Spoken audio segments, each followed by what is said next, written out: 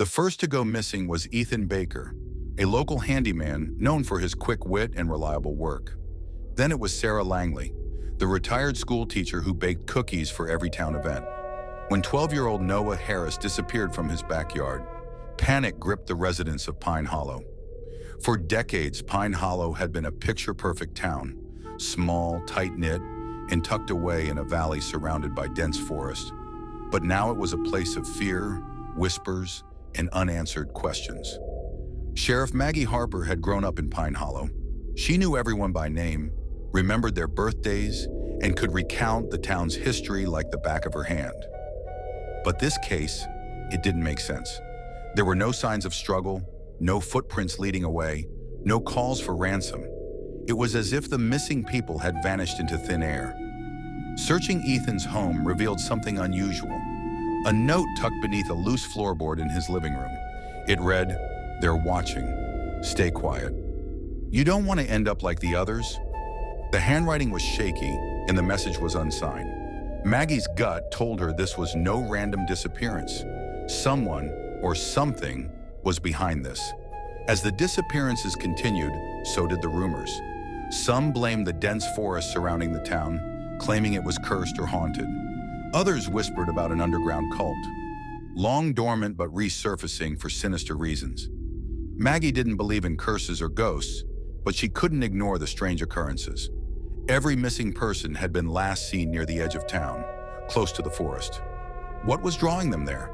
In her search for answers, Maggie visited the town's archives, stored in the basement of the library. She unearthed something chilling, a series of disappearances from the 1950s, eerily similar to the current ones. In one old newspaper clipping, the then sheriff declared the cases unsolvable, but a handwritten note in the margin caught Maggie's eye. "Check the tunnels. It's all connected." Tunnels? Maggie had lived in Pine Hollow her entire life and had never heard of tunnels. She confronted the town historian, Edward Caldwell, an elderly man who had always been protective of the town's reputation. His reaction was immediate and defensive. "Those are just old stories," he said, avoiding her gaze. "Nothing to concern yourself with." But Maggie could see the fear in his eyes. He knew something. Determined to uncover the truth, Maggie gathered a small team to search the forest. It was Noah's disappearance that led them to the entrance. A week before he went missing, Noah had told his friends about a secret cave he'd found while exploring. Following his description, they found it, a narrow, moss-covered opening hidden behind a tangle of vines. Inside, the air was damp and cold, and the darkness seemed to swallow their flashlight beams. The tunnel stretched for miles, twisting and turning like a labyrinth. At its heart, they found a chilling sight, an abandoned underground chamber filled with strange symbols carved into the walls. And then Maggie saw it, a list of names etched into the stone.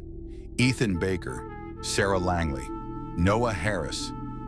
The deeper Maggie dug, the more she uncovered about Pine Hollow's past. Decades ago, the town had faced economic ruin. Desperate to save it, the town's founding families had turned to a mysterious figure, a man who promised prosperity in exchange for sacrifices. The details were vague, but the results were undeniable. Pine Hollow flourished while neighboring towns dwindled. The disappearances, it seemed, were the price of their prosperity. The truth shattered Maggie. The town she loved was built on a foundation of blood and betrayal. Maggie's investigation brought her to Mayor Evelyn Price, a charismatic leader who had been a pillar of the community for years. Evelyn denied any involvement, but Maggie noticed cracks in her polished facade. When Maggie returned to the tunnels, she found Evelyn there, standing in the chamber, her expression grim. "I did what I had to do," Evelyn said, her voice trembling. "You think I wanted this?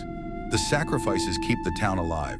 Without them, Pine Hollow will die, just like the others." Maggie was horrified. "You knew about this? You let it happen?" Evelyn's eyes filled with tears. "It's not that simple. If we stop, the curse will take us all." Maggie refused to accept Evelyn's justification. The cycle of disappearances had to end. Armed with evidence from the tunnels, she exposed the truth to the townspeople. The revelation tore the town apart. Some residents supported Maggie, demanding justice for the missing. Others, terrified of losing their way of life, defended Evelyn. But the sacrifices stopped. The curse, if it ever truly existed, lost its grip on Pine Hollow. Months later, the town was still reeling. Maggie had stepped down as sheriff, unable to reconcile her love for Pine Hollow with the horrors she'd uncovered. As she packed up her belongings, she found a letter slipped under her door.